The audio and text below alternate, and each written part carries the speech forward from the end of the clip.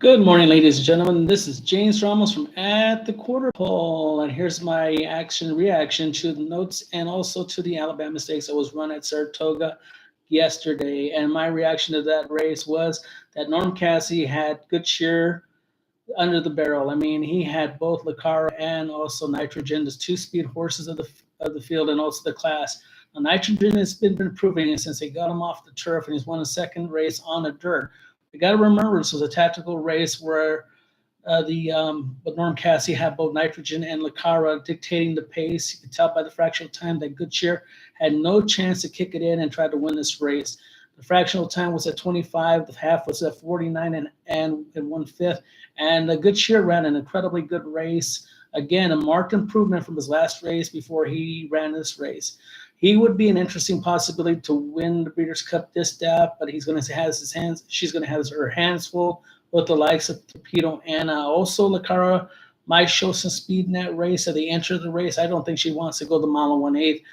She had a slow tempo, but just cannot withstand the onslaught presence of Nitrogen, who won semi going away, but was getting her distance cut by Good Cheer that ran into her and only won by one length after having that slow dialing pace. So to me, this is a marked improvement for Good Cheer. The Godolphin horse should have a really good chance to try to upset Torpedo Anna. Right now, I still like Torpedo Anna because of her accolades and all that she's won. But this was a very good race for Good Cheer going into the Breeders' Cup Distaff. On to the EP Taylor, where she feels pretty. Seems like she feels pretty all the time, dominating the EP Taylor at Woodbine. And she's going to be one of the favorites going into the Breeders' Cup turf. She shows incredible good form. She's always honest as the day is long. She never puts in a bad effort. But your normally trend is normally the fillies and mares always stay consistently good all year round. The Colts could be a little fickle where they're not feeling so good and will not do as well as the fillies. But if she feels pretty, it looks like the horse to beat in the Breeders' Cup filly and mare turf right now. Now there's going to be other competition. Where it's going to come from, I do not know yet. But she's going to be one of the top two choices. So she might run into a buzzsaw from Europe or somewhere else. But right now she's looking very dominant since she's been back. But she's been dominant all year since I saw her winning stakes race out in San Diego on opening day on the 26th of December last year. So she's going to be hard to beat in the filly and mare turf.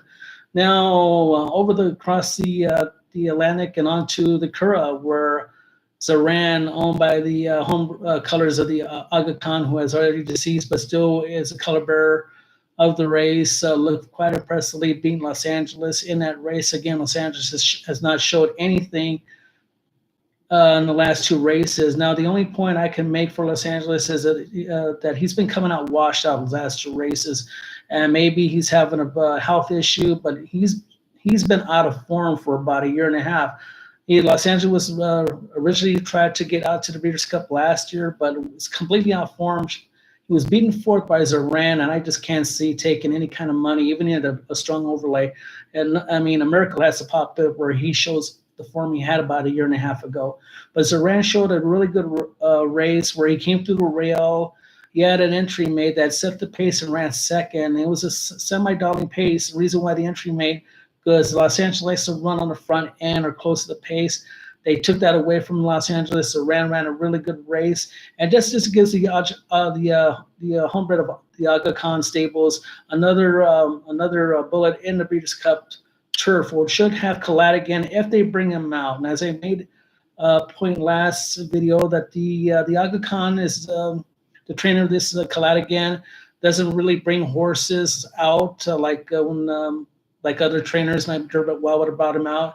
I'm not sure, but right now, the stands right now between Caladigan and Zarhan, they're both going to be a double threat in the Breeders' Cup turf toward Rebels Romance, who's going to go for it again, and Ombudsman. And I got to admit, with those four horses in there, pretty much they're going to onslaught the American horses or anything else, anywhere else. So that is my preview on that race. That's all I have for you today. Just making any points today. Just have a wonderful morning.